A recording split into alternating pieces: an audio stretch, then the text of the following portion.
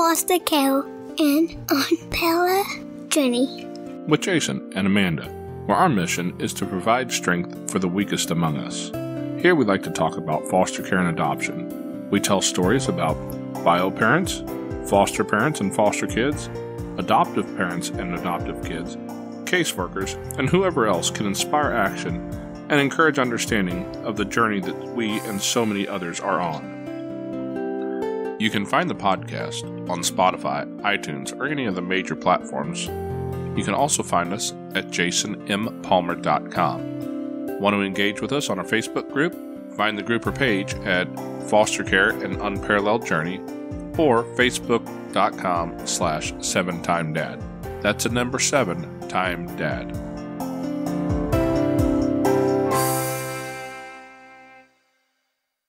Welcome back to Foster Care, an Unparalleled Journey, with Jason. And Amanda. Today we're here to talk to Rebecca Britt from Stable Moments. Rebecca is a social worker and horse trainer with a certification as an equine specialist in mental health and learning. She received her bachelor degree of social work from the University of Vermont in 2010 and became employed as a post-adoption case manager. During her work with adopted children, she realized a correlation between how to therapeutically intervene with children Sorry, let's start that sentence over.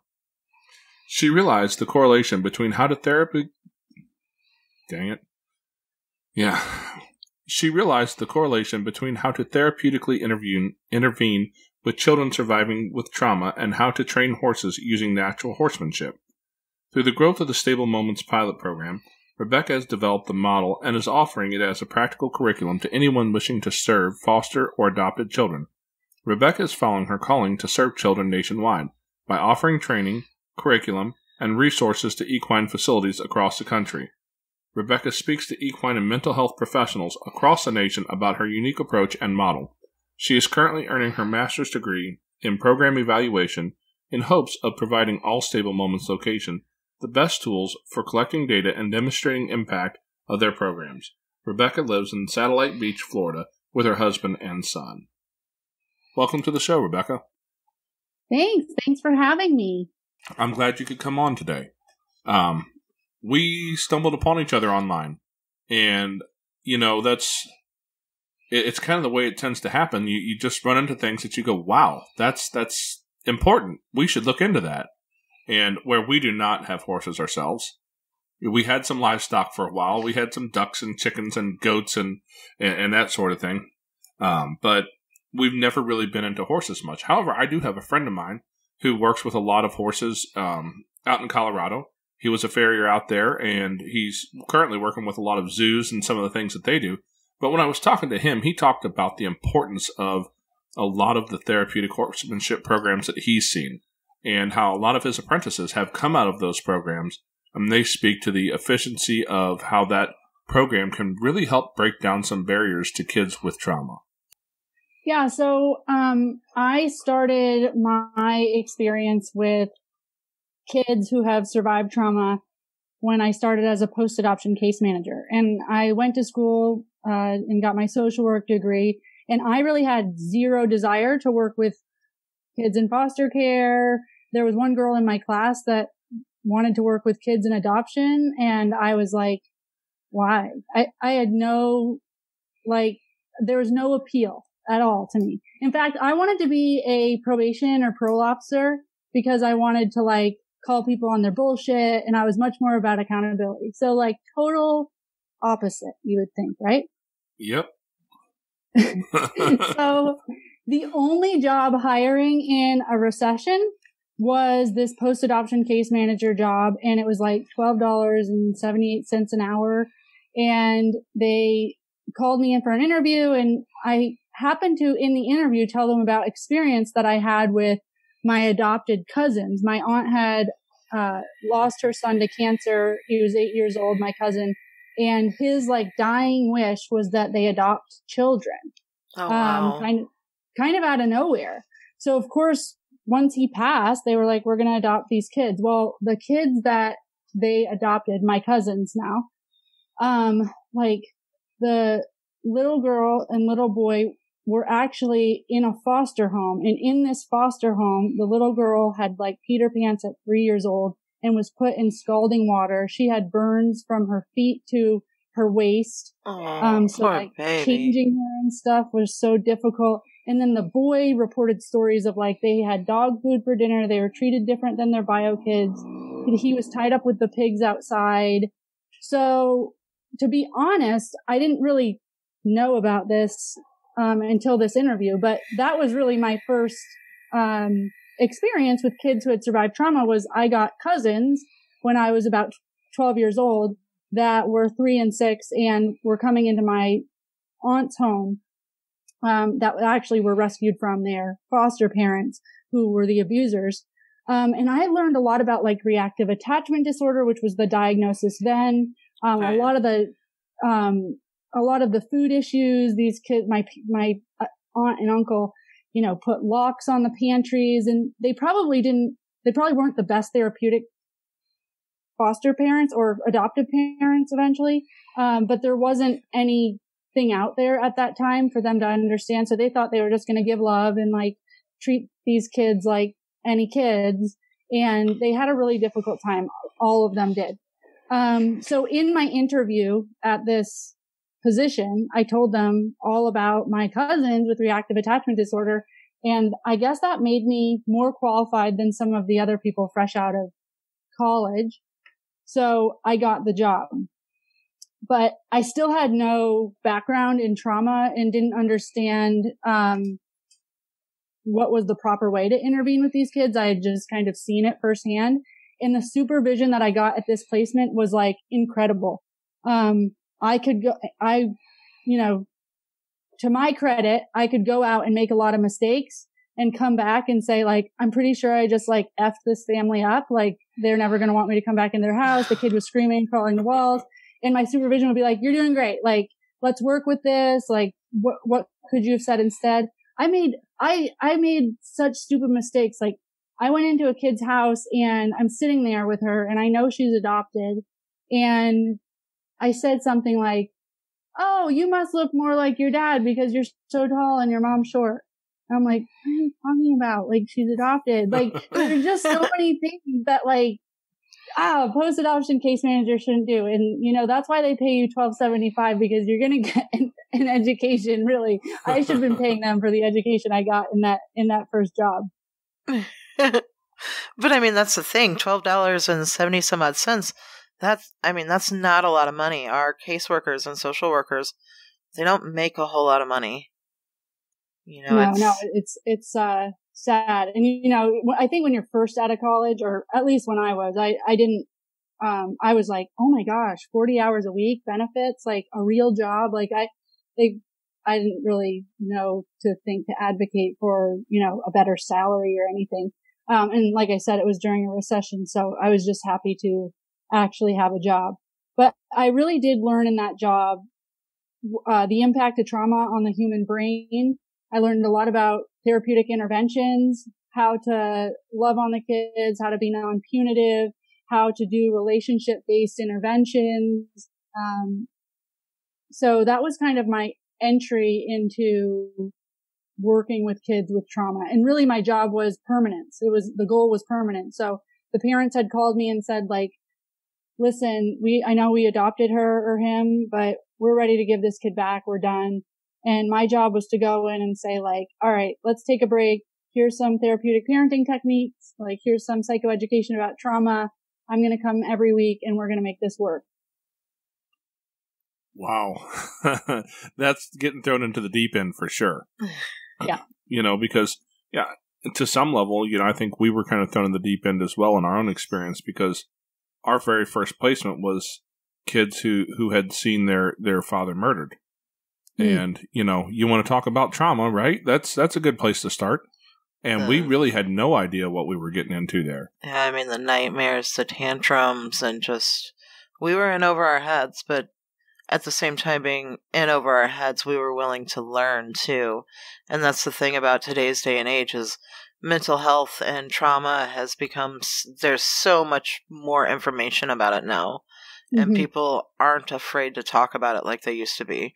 You know, people didn't want to talk about, oh, I need medication, or I have to go see a counselor, or, you know, I need some help. You know, people just didn't talk about it.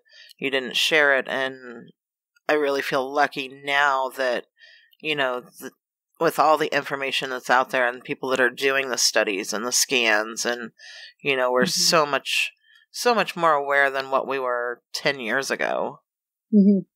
I agree. So it's really amazing to see that, you know, it's being talked about now. It's not something that you hide. Because, you know, when my grandmother was young and my mother and all, you didn't talk about mental health. If you were having mental health issues, you didn't speak about that, and you definitely didn't share it with other people. It was something to be ashamed of. And it's not anymore. And so I think that's really wonderful. We did listen to a few of your podcasts. And so I listened to one of your beginning podcasts about how you kind of, you know, where you started, and how your love of horses came when you were really young at like 3 years old. You had a real fascination with horses. Yeah, although like I look back now and I'm like, what little girl didn't, you know, want to go ride a horse, right? I don't know. I've had a handful of little girls, and they seem to be really interested in My Little Pony, but not always, you know, and I want to go ride a horse. They get there and they go, this smells funny. I don't know about this. Oh, your daughter wants a bunny, but that's a whole nother story. Let's see here. So you told one. So I was interested in horses, and I don't remember even that, but I do know that my parents told me that anytime I would pass by this farm when I was a little girl, I would ask to pull in. I'd say like, I want to go see the horses. I want to go ride the horses. And they never did anything with that. They're like, okay, whatever, sure. But I never got lessons. But when I was 9 years old, I just got off the school bus at the horse farm. Like, that's what I was going to ask you, was about that story. I was kind of curious of how that played off. Well, I don't know, like, I don't really, something triggered in my mind that was like, you know, I can just make this decision on my own, which, you know, that very rebellious nature of mine, you know, much to my parents' dismay in the future, probably is what got me to be as, you know, dedicated and driven as I am. You know, creating this curriculum, making my own program and all of that is probably like, you know, I can just do this. So yeah, I got off the bus at 9 years old at the horse farm. And by the time my parents had figured out where the hell I was, they had decided, okay, we will get you horseback riding lessons. So that's where that started. It was a little bit of a manipulation, but it really actually was something that would prove to, I would go as far to say, save my life as a, you know, a teen or a preteen, because I had some sexual trauma that happened when I was 12 and again when I was 13. And, I just really fell into kind of a dark hole. And it was one of those situations where the community knew about it. So like in the first situation, we were such a tight knit community and it was somebody else in the community. So, everybody was going to know anyway. And then the second situation was actually a teacher that was at my high school. And that ended up being a really long drawn out 3-year trial. You know, different people in the community were subpoenaed, all of this kind of crazy stuff. And I really realized like how communities really do victim blaming. And I didn't feel once like, oh my gosh, this should have never happened to you. We're sorry or whatever. I felt very much like, well, didn't you like him? And, you know, what did she do? And I'm like, I was 13 and he was 43. Like, you know, it was just this weird, like, you know, you need to tell so that you save other girls and all of that. And it was a lot for a 13-year-old to have to, you know, carry. So I will say that like the barn and having my horses was like a very safe place for me. And I just never felt judged. I never felt like that girl. I never felt like I was my trauma. I just felt like my horse had this incredible capacity to carry all of that weight And my horse was more understanding than humans in that time in my life. You know, my friend that I talked with about the therapeutic horsemanship programs, that I know enough to know that my dad had a couple horses for a couple of years, and I had to give it a couple shots when he was out of town. That's about, my knowledge is... Well, we also did the 4-H horsemanship programs with our son. But I mean, my knowledge level is pretty limited to a handful not of a horses. whole lot. and when I was talking with him, I mentioned something about, I bet they probably don't use a whole lot of thoroughbreds and that sort of thing in that program, because, thoroughbreds, the few that I've met were like a small town rodeos, and it looked like a 6-year-old girl on a wild horse, as they come in. They're super high strung, and I made this comment to him, and he goes, "What makes you think that?" Well, they're kind of high strung animals, aren't they? And he talked a little bit about how horses, being prey animals, really feed off of who you are, and I noticed, because I think the same day actually I was listening to your podcast going down the road, and you mentioned something along those same lines about how that connection happens between, kids who've been traumatized and horses a lot because of the prey animal connection there. They seem to communicate well. Can you talk a little bit about how that worked for you?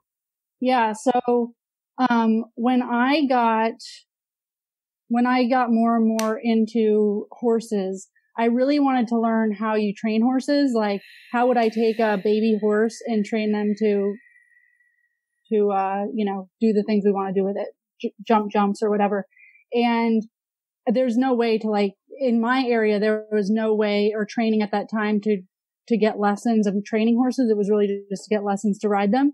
So I had bought some books or whatever off eBay, and I went to a local horse track, when I was 16, with a horse trailer and $1,000.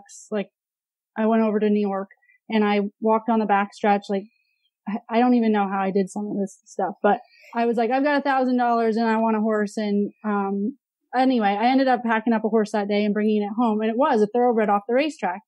And I love thoroughbreds because that was the first horse my parents got me. I just loved they reminded me of me. There's this chip on their shoulder. I felt like they had this attitude or this perceived, behaviors, but they were really these beautiful, really athletic, gorgeous animals, that you could partner with. So in these books, I learned about natural horsemanship, and really natural horsemanship, rather than breaking a horse, which is the cowboy method or what we're used to typically, where you beat a horse into submission. Natural horsemanship uses the herd psychology, to train them. So you become the alpha, because if you watch a bunch of horses, there's an alpha that basically tells them when to sleep, when to eat, where to, flee, whatever. And they are prey animals. So they basically sleep standing up, and they're constantly aware of their environment because they need to know if there's going to be a predator that's going to come in and attack them. Very different than people will say all the time, oh, wouldn't this program be great with dogs or whatever? But dogs are predators. So we can have a little bit different of a training style with a dog, than we would have with a horse. A horse needs to know that we're going to trust them, and they are so sensitive to energy that we can actually the reward for a horse, whereas a dog, you could throw a treat and they're okay, great, I did something good. A reward for a horse is a release of pressure. So literally, if I'm just looking at you, and this is a podcast, so obviously people can't see what I'm doing, but if I'm looking at you, you better move, and my eyes are very my brow is furrowed, and I'm you better move. If a horse moves and then my face relaxes, the horse goes oh, that must be what she wanted me to do. And it's the exact same thing in the herd. If you look in the herd, there's one horse that's pinning its ears back and gritting its teeth at another horse, and the subservient horse moves back or moves their feet, and the alpha backs off, and then the herd is back at peace. So you use those same principles. And the reason why those principles, I was a big light bulb went off, is in my work, every single principle that I learned to use with kids with trauma were the identical principles to use in natural horsemanship.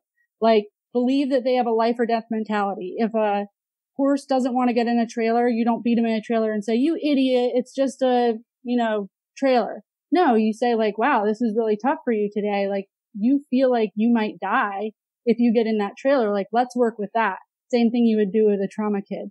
You don't be punitive. Like, you don't say like, you idiot, and beat the horse over something or tell them that they're stupid for not wanting to go through a puddle. Like, you work with them, and you do things that are relationship based. Like, let me show you that you can trust me, and then we can go through that puddle together, which everything with kids that have survived trauma is very relationship based.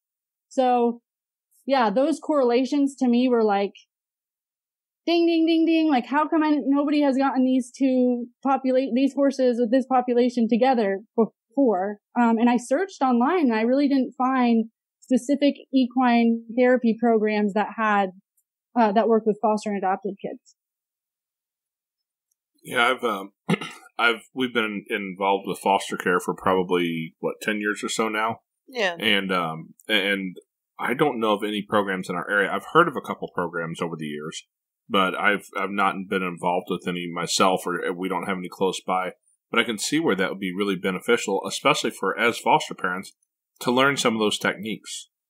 To learn the technique to not respond in anger because all you're doing is threatening their survival in their mind.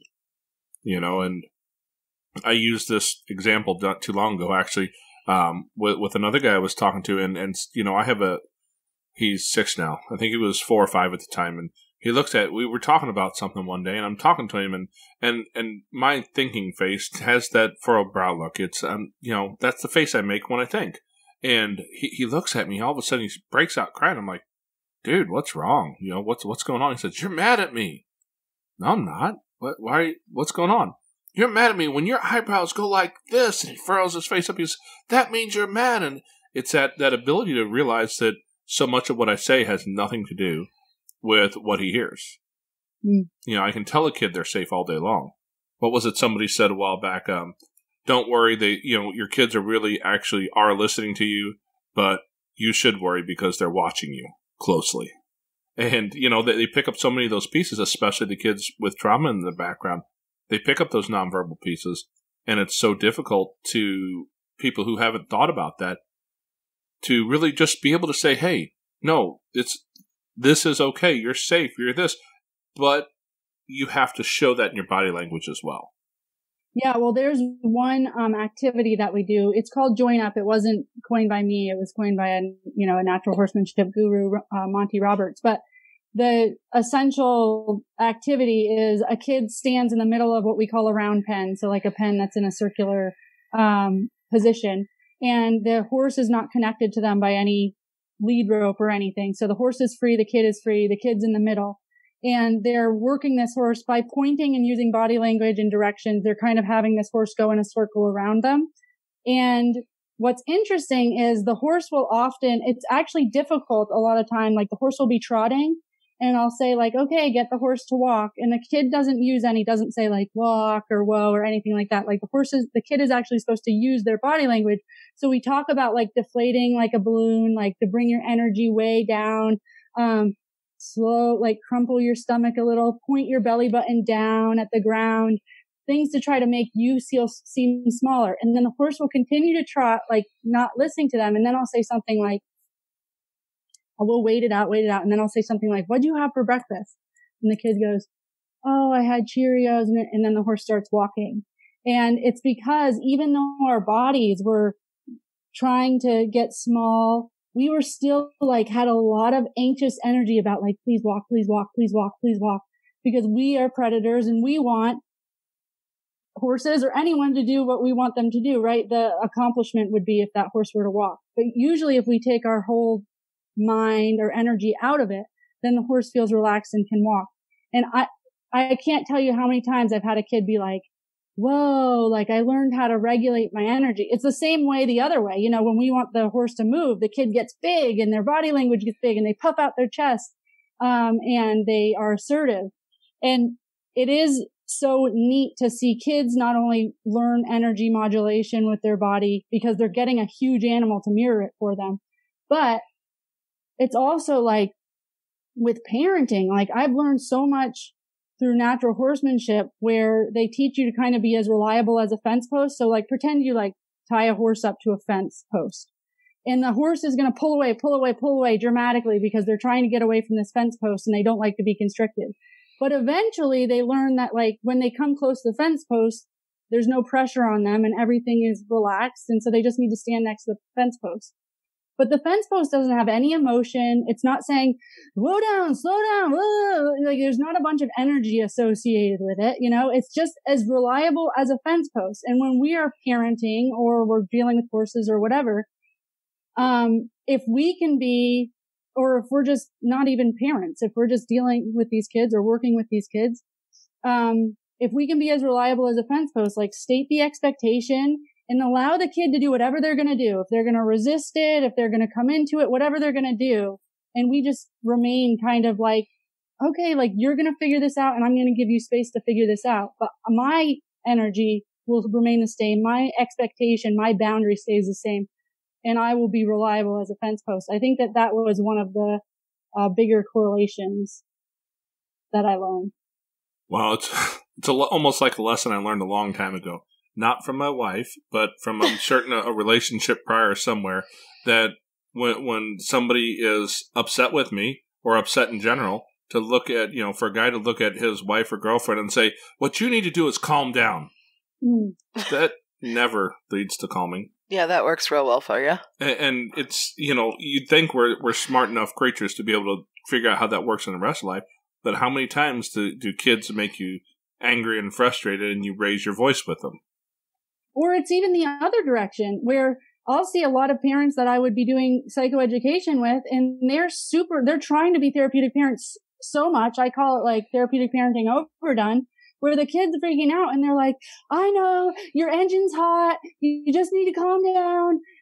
Like, we love you. We're not going to abandon you. Whatever your biggest fear is. And it's like, stop. Like, literally make space for but you don't need to engage with it. You don't need to, like, make space and be there and be reliable and be calm. But like this engaging in whatever this behavior is, and it's difficult because me as somebody that teaches therapeutic techniques, like I will teach people about how you can talk to your kid about how their engine's running, or how you can talk to your kid about, emotions or label emotions for them. But once they've turned to like right brain, or they've turned to the point where they're kind of like freaking out, or they've entered a place where they can't really learn from you, to sit there labeling things, or telling them like, your engine's really hot right now. It's running red. We need to get it to green. Like, not helpful. Like, just show them that red is okay sometimes and we can hang out with red. Like, stop talking. Yeah, that's been a skill that's taken me a while to learn, to talk with my kids when they're in that, I call it hyper wobble. You know, but when you get to that space of hyper wobble and they're like freaking out, the absolute worst thing I can do is to raise my voice at all, is to tell them to calm down. That's the worst thing I can possibly do. The best thing I've found is if I can sit down and talk quietly with them and respond to what they're saying in a quiet manner. Because it's that mirroring thing, you know, the mirror neurons.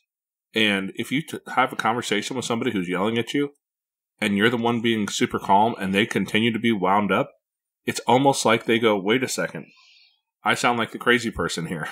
Mm-hmm. And it just brings them down naturally. But that's not a natural response that most of us have. When somebody yells at us, we don't usually talk peacefully back to them. No, we get excited, we get loud, and the next thing you know, you've got a screaming match, and then everybody's all upset, and they're saying, you know, difficult or mean things, and feelings are getting hurt, and you're doing more harm than good. Well, and a lot of times we want to fix it. Like, parents want to alleviate, you know, and I've met a lot of adoptive parents that, like, they're like, he dealt with so much trauma and he was abandoned and this, and like, so every time I even just leave the room, like, I feel like I need to tell him exactly where I'm going, and like this whole thing, that they have shame and they're so like nervous about recreating any trauma for this kid. And the thing is that we don't need to fix things for our kids all the time. Like, we need to create space for them, and we need to allow them to have all the emotions that they're going to have. But it's not helpful to always jump in and try to fix it for them. In fact, I saw a lot of kids that were like in this, like I felt like it was like a pressure cooker for them. Like, because everybody was either trying to fix things or they were afraid that, things would get too out of hand. And I would tell those parents all the time, like, let's go somewhere where we can be as crazy as possible. Like, let's color outside the lines. Let's scream as loud as we can. Let's jump up and down and then throw our bodies on the floor. Like, so that we can see that, like, we can handle you as big as you are. And we can show you also too that, like, you can scream as loud as you can. And you can whisper really loud, like quiet, like you can do all of this stuff and we're not scared of it. And I think there's a lot of, parents that try to put the lid on it because they're nervous. And if it ends up being a big, blowout, and then the kid's just like, what if I do that thing that they don't want me to do? And it feels very anxious. Yeah. And, especially when you're dealing with kids in foster and adoption, you've got kids who are afraid of maybe that you might be placement number 12, because this behavior created that response. And I've seen kids who will react that way just to, I think it's just to take the pressure off of having to be a good kid, having to be the kid who's okay. I know you're going to eventually just get rid of me anyways. Mm-hmm. And so I'm just going to control that by being the one to start the process of throwing me out of this house. Mm-hmm. And, to date, I think we've only had one kid who we did have to find a different placement for, but, that was a different situation. That was the only teen we've ever taken in. And, he had a real unhealthy attachment with my wife. And then he tried to kind of butt heads with her one day, and it looked like he was about to get physical with her. And then my two other sons are like standing on either side going, Mom, you want me to take care of this? And I'm like, no, you don't need to take care of this. 3 emotional teenage boys all at one time was not a great thing. Yeah. But in the end, everyone was safe and it worked out. But, going back just a couple of steps, we have seen that so many times.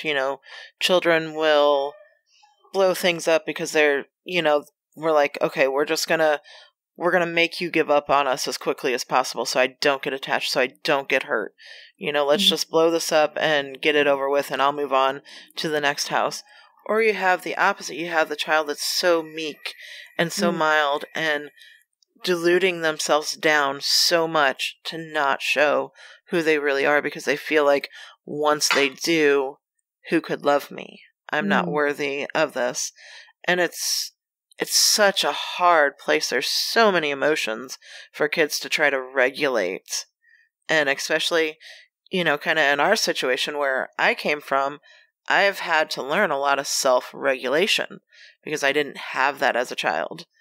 And I still, deal with it in my life now. There's times where I'm like, oh, let's go, and I'm like, I'll start at 0 and the next thing I'm up here at 12. So, self-regulation doesn't just stop when you're a child. Mm-hmm. I've had to learn the hard way and, I still mess up because I'm a human, especially with our 14-year-old son because, he goes into hyperwobble, I'll go into hyperwobble, and the next thing you know, we've got a big, huge explosion. And so it's hard to manage those emotions, especially for kids that have come from trauma, because they're so worried about who am I going to offend, who am I going to hurt, and so creating those safe places are what's most important so that they have a safe place to show those emotions. Mm-hmm. And too often as adults, we don't realize that that's really what the kids are looking for. They're looking for that safe adult, that person that they can eventually trust because so many people have let them down. Mm-hmm. And I think that might be one of the ways, to connect with an animal. They don't have an animal telling you, oh, you're bad, you're bad. They have this beautiful horse that they can pet and they can groom and they can ride without that horse saying, well, you're not worthy. Mm-hmm. And so I think it's a wonderful, wonderful program that you've started. And when you started with Stable Moans, what was, are you where you wanted to be? Was this always kind of your goal? No. So my goal was to start a program eventually someday, but I had no clue how that would happen. And, so I went to a local horse rescue, and they were looking for somebody to take on this mentorship program that they had an idea about. And I had kind of said, cool, can I do it with foster adoptive kids? And I just put out flyers or whatever. I matched up with somebody that was in that community, and I basically said, if you have foster adopted kids, they can come out, hang out with me at the barn for free. So of course I got plenty of kids to do that. And it really was just hanging out. I felt like the horses were therapeutic in nature, so it didn't really need much more structure besides come brush a horse and hang out. There was no riding. To this day, there's no riding, and that's for a few reasons. One is because the sessions are run by community mentors, so they're not trained to have kids ride horses. But two, with foster and adopted kids, a lot of times with trauma, with relationships, it becomes about what can I get from this relationship rather than building a true healthy relationship. And I felt like if riding was a thing, then the kids would come and expect to ride and expect to use the horse rather than to develop a relationship with the horse. And it would become all about them riding the horse than building, life skills and empathy and all of that. But I was meeting with 12 different kids, 12 separate hours a week, and I had my own job. So that's really where the community mentorship piece came in. I was like, listen, I don't need to do this, and I could serve way more kids if I got community mentors to sign up to do this hour. So I basically put out a training that said, hey, if you're into mentoring a kid once a week, come learn about foster and adopted kids and learn about horses. And they didn't have to have any experience with either. And they came to a 3-hour training where I did some trauma basics, our principles, what we do with the kids, and then I taught them like an on-site how you handle the horses.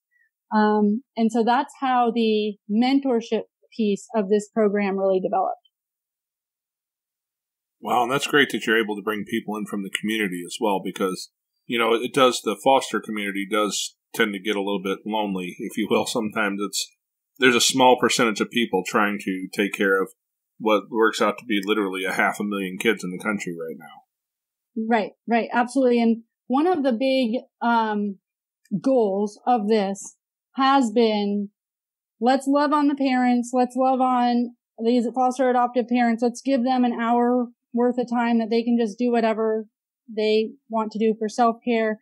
And let's have the community come in, and if they're going to become a mentor, they're going to learn about trauma, they're going to learn about what it is to, the story isn't over when a kid gets adopted, that there's a whole bunch of stuff that the community can continue to help with.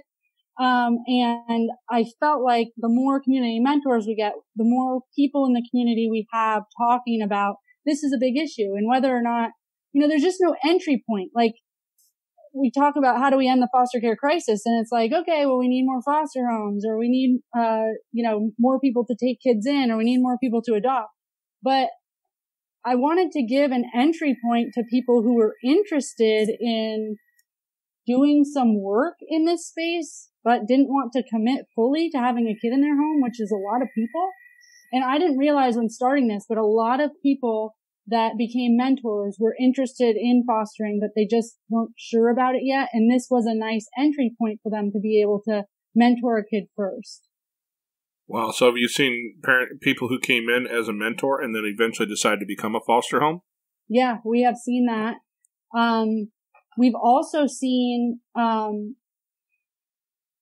seen that. We've seen, people that were just like, whatever, board members, or they supported us monetarily. And then they're like, oh my gosh, this kid came up for adoption through in our church congregation. And they were wondering if somebody would take the kid in. So we took the kid in, but under one stipulation: will you take them into the stable moments program? Will you make sure that they have a mentor? And will you help us with this whole thing? So I think that even just knowing that there's like a community out there and that they will have some supports, did allow some families to go ahead and make a further commitment.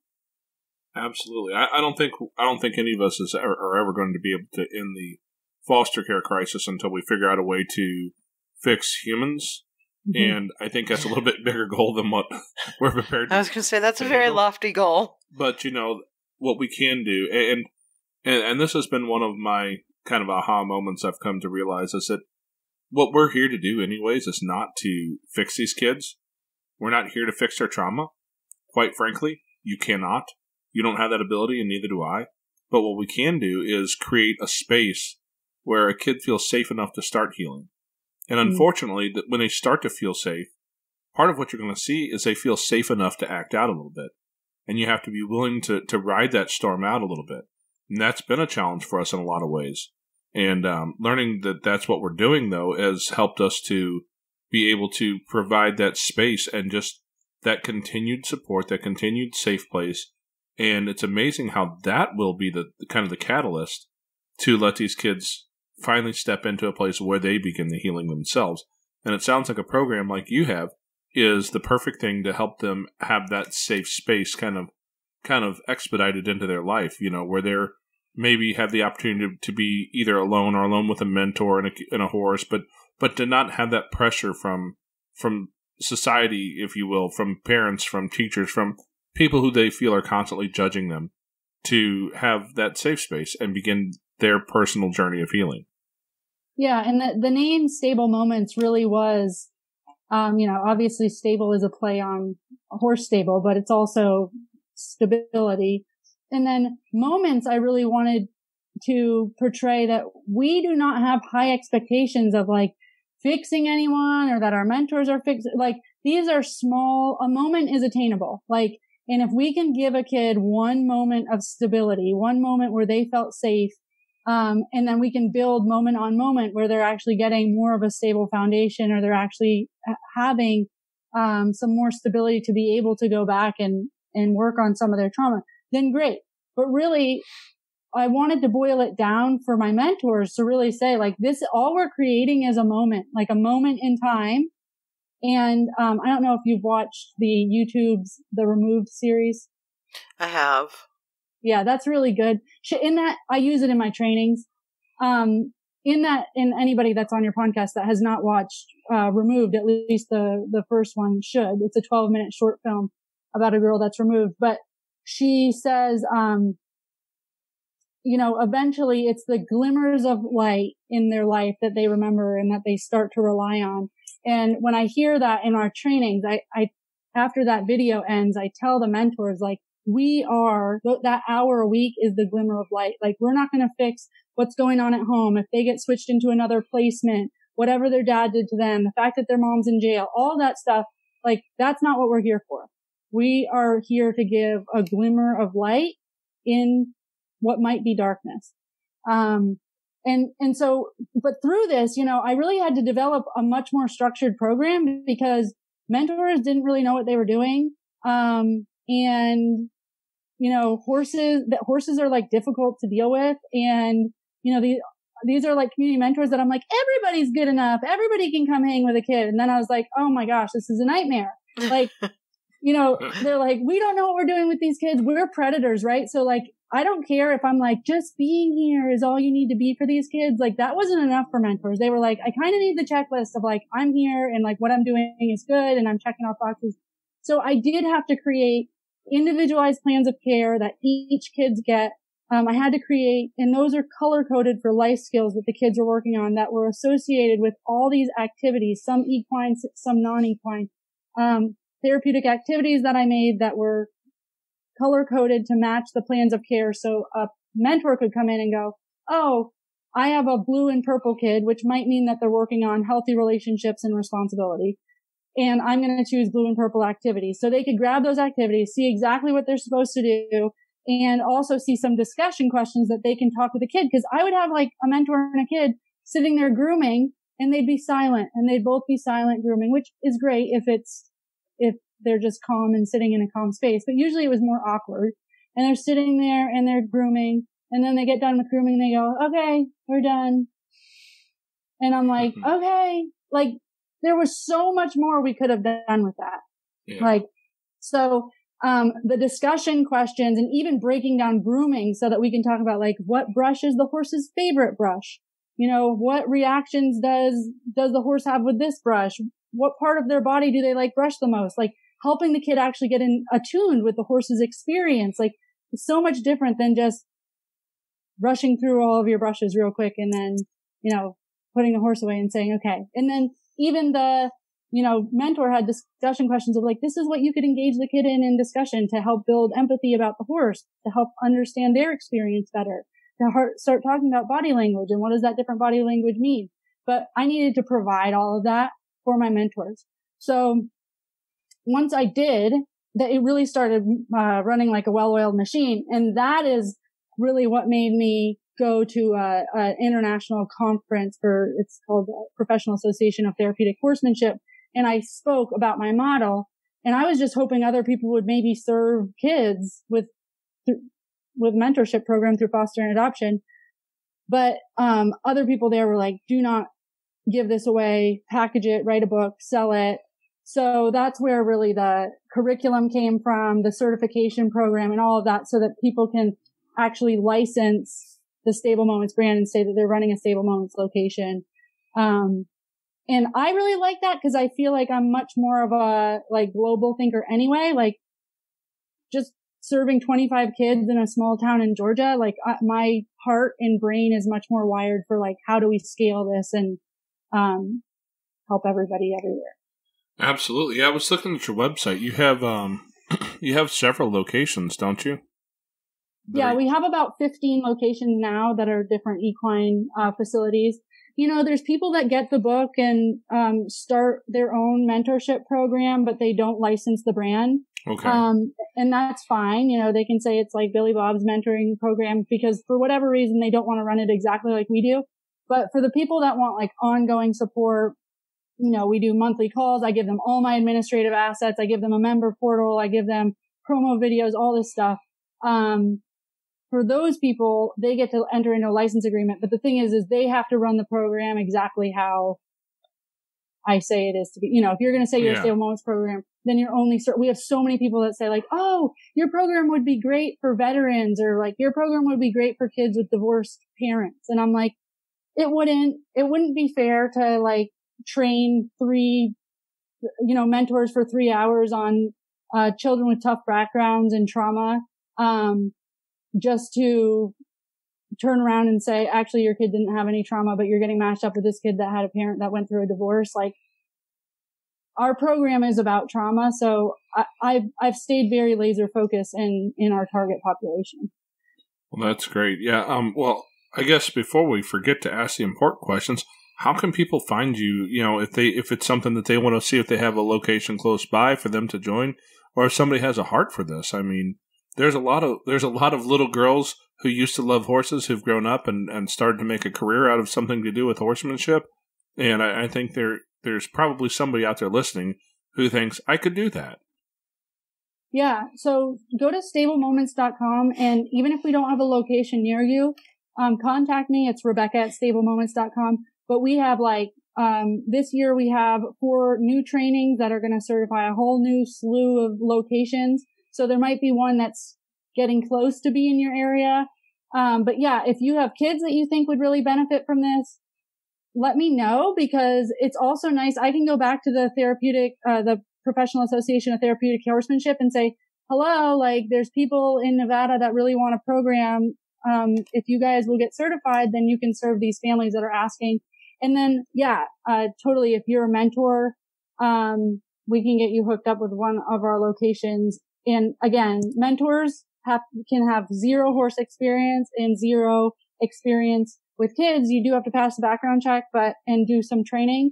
But besides that, you can go dedicate 1 hour a week for 10 months of your life. Wow. To a child. That's a whole 10 hours. That's not a whole lot over the course of almost a year to be able to make that change in a life. No, wait, sorry. It's 1 hour a week for 10 months. So okay. 40 hours. Yeah. 40-ish hours. Yeah. So that's 1 work week.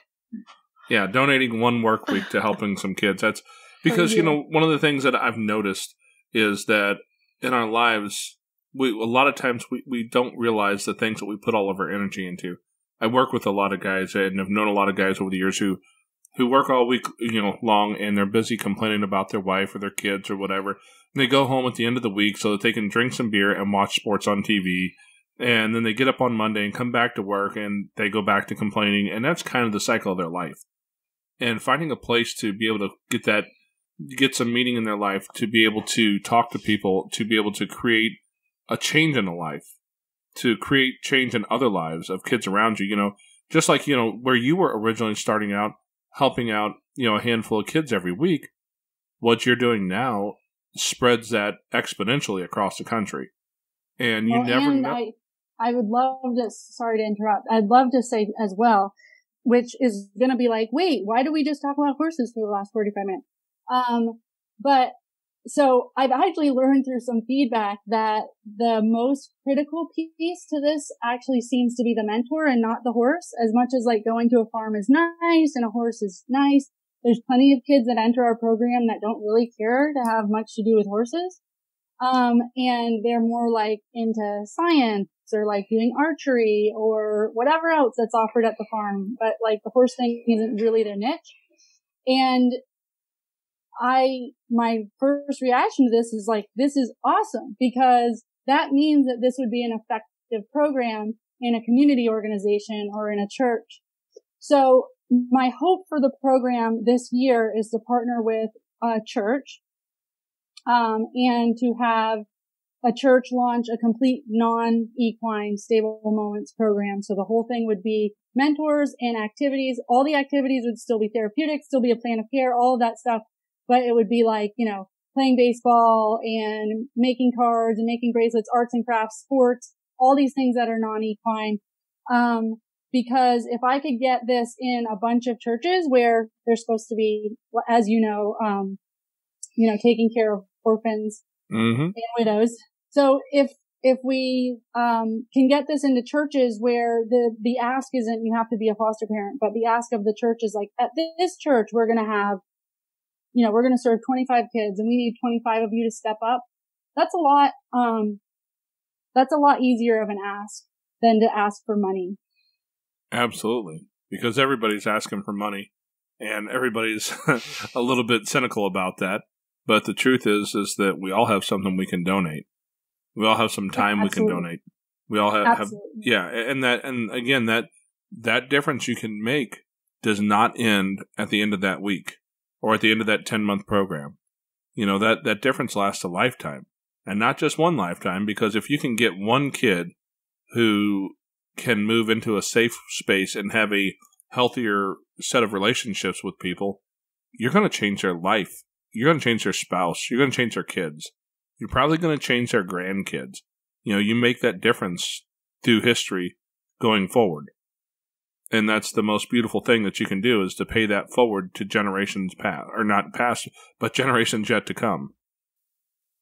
Yeah. And I do see, say all you start with is a stable moments program, and then people's eyes are more open to foster adoption, and then more people foster and adopt, and more people feel supported in doing that because they have a church that has a big mentorship program and they know that their kid can be part of a mentorship program at the church. Like, I do, see this being a family that's supportive of, because it takes a village. We know that. Yeah, that's me and Amanda were having that conversation just the other day. That whole question of whether or not it takes a village, and I don't know if it requires a village, but if you can have a group of people who all have different strengths, it allows them to make up for some of your weaknesses. And I mean, let's face it, even though I try to convince my kids I'm perfect, they probably know a few of my weaknesses. I would say like a village, it's a good point that you say, like, does it really need a village? Like, it could just take really two amazing parents, but a village can make you or break you. And I will say, in my experience, even with my sexual trauma, the village was the ones that, like, it wasn't the trauma itself that broke me. It was the village that didn't accept me after the fact, or, shamed me or shunned me or whatever you want to say after the fact. And had that village wrapped around me, I possibly wouldn't have, contemplated suicide or gotten into bad relationships or, experimented with drugs and all the stuff that I did to kind of escape the village. So yeah, I do feel like, in times of turmoil, a village can make or break. A child can make or break a family. What do you think it was that helped you push through your hard times? I think that the horse being there as a constant, and this might just be one thing, I'm not saying it's necessarily horses. For me, it was horses. But I think that maybe if it was softball or one thing that you do keep your passion in and you believe, I believed I was valuable. My behavior wouldn't tell you that, but I did think I was good at horses. I thought I was good at training, which gave me some ownership over me being valuable in some sense, in some arena. So I do think that a kid having an outlet, where they know that there's a strength somewhere, is pretty important. If I didn't have that, if I didn't think I was good at anything, I can't imagine how much worse my, behaviors and my decisions would have been made. So I do think that for me, having that one outlet where I was, good, where I felt like I was good at something. You had power. I had some identity. Yeah. It's funny you mention it that way because I've had kids who will come to me and talk about the thing that they love to do, whatever it is that sets their soul on fire. And they will use those words. I'm pretty good at this. And it's a piece of their identity. And I think we can lose that a lot of times and not understand how important that is for these kids to realize that, even if you're not great at a sport or great at, with animals or great with whatever the thing is you want to be, you can create that feeling of worth, that value with a kid if as an adult mentor, as a foster parent, or just a member of a community who's working with the program, you can help create that sense of worth and value and bring a kid back to the place where they're ready to heal. Because I think without that worth, they can't heal. Yeah, and in the program, we have this factor called the I Matter factor. And I tell mentors, how would you expect a kid to follow any expectation if they didn't believe they matter? So our first thing to do is to start building their value. And one of our activities that we do is an About Me activity. And rather than a vision board, because it's how do you tell a kid to do a vision board if they don't even know who they are? So we have an About Me board that we do with every kid that enters the program. That's just who are you? Let's cut things out of, magazines or whatever. And let's just get a snapshot of who you are. And it could be, kids do they cut a piece of pizza and they're that's who I am because I like pizza. It doesn't need to be this in depth, but it's something they can bring home. They can hang on their wall, whatever placement they're in. And it's this is you. This is a snapshot of you. This is the things you like to do. If you're into cars and you like pizza, that's cool and that's okay. And that can be honored. And so they start to have an identity. And then we can work that into sessions. If a mentor says next time, oh, we know you like cars. So tell me something, teach me something. And then the kid feels a little bit more valued because they can tell you something about their life or it just shows a healthy relationship. People that love you would probably remember something that you told them from week to week. So it's pretty interesting, this things that you can do with such small activities. Yeah. They seem simple, but they really help a kid understand, you're a person, let's find out who you are, because how many adults haven't done that? A lot of us haven't. Yeah, exactly. They're I don't know who I am. I'm whoever on TV told me to be. Yeah. You're not wrong. Culture tells a lot of kids who they are these days instead of the parents. And even as a foster parent, that's a little bit more of a challenge because you're telling a kid who's not biologically your kid, who doesn't necessarily have a close attachment to you at this point, you're trying to tell them who they are, and it's really easy to let culture tell them who they are because they've been hearing that their whole life. And not only that, from experience, you're taking that child, you're taking them away from everything that they've known, and you're telling them where they've been, where they've come from is bad, and you have those feelings of, okay, I come from a bad place, but that's my mom, that's my dad, that's my family. Am I bad too? Am I going to be bad? Am I going to be just like them because this is what I've learned, this is where I've come from, so I'm automatically inherently bad too.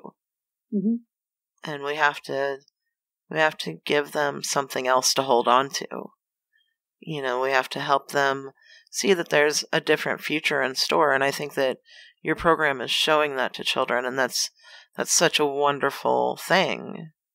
You know, you were talking about the meager kid that's like, oh, well, I don't even know what I like. You know, like, the only thing I could come up was that I like pizza. It's like stupid. And it's like, dude, who doesn't love pizza? Right? Like, that is not stupid. I wish I had pizza on my board.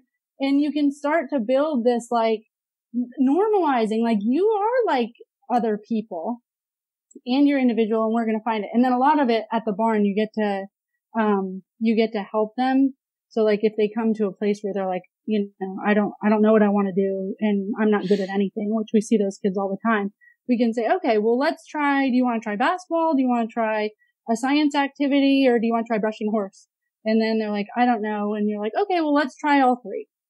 And we'll just do it for 5 minutes and we'll see. And afterwards they can tell you which one they like the most. And then you're starting to build on, looks like you're kind of into science, dude. You know, looks like you're kind of really good at grooming horses, dude. And you can start following that a little bit. And then we see them actually build that identity and ownership and doing things like writing an essay or going to school and talking about these cool things that they do at the barn. That's awesome. Yeah, that identity piece is a huge part, because I think you're right. Most adults don't really have a solid answer for that identity piece. You know, if you ask if I ask another guy, you know, hey, you know, tell me what you do, his response is most likely going to be the name of the job he's chosen. He's not going to tell you, oh, I'm a dad. You know, what do you do? I'm a foster dad. I'm a dad. I like to go do these things with my kids. I do these things with my wife. We identify so much with all the wrong things, even as adults. We identify with the thing that we do for a living instead of really understanding who we are and then using that as a springboard for who we want to become. And it's hard, if that's who you are as an adult, it's really hard to be able to get a kid out of that, because a kid sees their identity as their family. And if your family was involved in the drug trade, if your family was involved in some sort of, you know, sexual crime, if your family was involved in something that landed them in jail or deceased or some, you know, anything like that, your identity is a twisted version of who you really are. Mm-hmm. So yeah, I think that's an awesome idea. Did you have any other questions? I guess I did want to ask, are you where you want to be with Stable Moments, or do you have a bigger vision, something else that you're looking to accomplish, or, you know, where do you see yourself going? Yeah, so it's a great question. So I want to preface the answer by, I truly have, I mean, we can't have no ego, right? But I try to have no ego around how big this gets or where it's going. I try to stay really unattached so that I can stay aligned with whatever God has in mind for it, because God 100% helped me build it. And it was one of those things, like, I can't not do it, but I didn't know I was qualified until I was like, oh, I'm doing it. And I'm speaking and I'm writing a book. And like, I didn't know until it was like, actually, you can look back and this is how the program has come to fruition. So anyway, I do feel in my heart that God is kind of calling me to create a non-equine part of this program. And if we can successfully get into churches, and if it ends up being, picked up and widely used by churches, there's really, I would love Stable Moments to be at churches across the country. And now we're talking about a program that could have a significant impact on the foster care crisis. So it's when people go like, I couldn't help, that's a big deal, or like, we're not going to like help, we're not going to help change big numbers. You can help big numbers by a podcast. You can help big numbers by writing a book. You can help big numbers by starting a silly program that has 12 kids and you're the only one doing it, and it just grows into something like, I think a lot of people that changed big systems in our history did not start out thinking they were going to change big systems. So I literally just do whatever's in my heart. And sometimes I'm like, really, God? Because, and I don't commit myself to one certain faith, but I have a really strong connection with God. And like the podcast that I started doing was like, hey, you should do a podcast. You should do a podcast. You should do a podcast. And I'm like, I feel like to shut off the voice in my head, it's like, okay, I'm doing a podcast. I'll launch January 15th. I'm doing it. Stop. Yeah, exactly. So I've been led kind of in this, go towards the church angle and try the non-equine so that you can impact even more. But the way I do that is I reach out to people. I see if they'll let me do free trainings for them and all of that. And the rest is in God's hand. Like if they email me back, if they don't, maybe not my time. I really just don't have a big attachment to it. And that's allowed me, and I don't make it, I have a full-time job, so I don't make it pressure it to be my income. And that's really allowed me to stay in a space that is in the flow and kind of aligned rather than, so attached to my outcome that I lose vision of really what I'm trying to do. And the thing is I've said in my podcast, if I learn that helping to end the foster care crisis has nothing to do with stable moments, and like in year 5, I trash that whole program and go do something else, I'm all about just pivoting. I'm totally fine with just trying to do the best you can do until you know better, and then you do better. I love that. Yeah, we use that statement quite often, because I mean, it's really a good statement. You do what you can with what you know, but you're always trying to learn more, to grow. Mm-hmm. And so I think your program is amazing. I want to say thank you for your program, because our children need more programs like this, whether it's a horse program, whether it's a music program. The possibilities are just endless. Our children need safe places to go and find other kids to connect, and they need mentors. And so I just want to applaud you, and say thank you. Thank you for our children. Thank you. And thank you guys. Like, thanks for being out there and being foster parents that wonder and are curious and ask questions. And a very scary place is to think we know it all. So thanks for getting curious with me and being one of those people. Yeah, this is one of those things that we learn kind of sets our soul on fire. And that's usually one of the questions I ask a lot of the guests is, what sets your soul on fire? I think we've already answered that question pretty clearly. But that's the thing is, your thing may not be becoming a foster parent. And that's okay. If it's not, I don't want you to do it. Mm-hmm. Your thing might not have anything to do with horses. If not, you probably shouldn't go do that. But we all have something that God or whatever cosmic being you want to believe in has set in your heart to set your soul on fire. And I think that's our job, is to find that thing and go chase it and go set your soul on fire, because you never know where that will lead. Well, that's the thing. If you set your soul on fire, you can change the world. Mm. Yep. I mean, all of history is full of those stories. Those are the stories we tell, in the history books about how the world has changed because of one person's choice, one person's decision. And that's what the world is made up of. And I think the worst thing you can do is just put your head down, go to work Monday through Friday, and then come home on the weekends, drink your beer, watch your sports, whatever it is that you do to anesthetize yourself from the trauma of life, and not do something amazing. And that's the piece that I think you've done here that's just so wonderful, is that you found that, you had a program that you thought was going great, and then you figured out a way to make it bigger, then you found a way to spread it across the country, and you're willing to pivot and turn and change and do whatever it is that's going to create the outcome that you see fit. And I think it's wonderful, because so much of us get tied up on ego that you can look at it and go, okay, this might be the perfect thing, but it might not, and I might need to just dump it and start over again.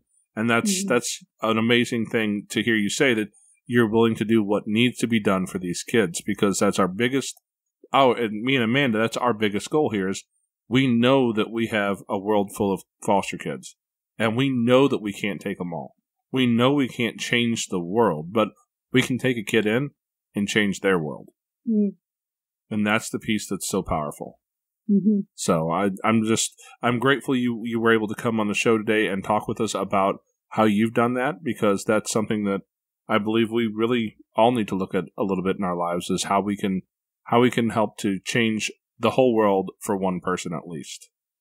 Yeah, well, and thanks for having me on. I would love to check back with you in, a year, 2 years and see where it's all at. I would love to, be able to say to all of your listeners, boy, if you Google Stable Moments, you certainly will have a location that's in drivable distance that you can take advantage of. But hopefully that's on the horizon, and hopefully this has been an insightful conversation for your listeners. I'm sure it will be for them, because it was for us. Well, thank you for coming on today, and we will talk to you in a year or two to find out. We'll keep in touch. Just how amazing it's gone. Great. All right, awesome. Thanks for having me, guys. Thanks for tuning in. You can find Rebecca at StableMoments.com or on her podcast, Stable Moments, on all the popular platforms. She's on social media at the handle Stable Moments. Be sure to subscribe or follow her podcast, and ours too if you haven't already, so you can hear what we're up to. If you're looking for a Stable Moments program near you, click on the Locations tab on her website. And as always,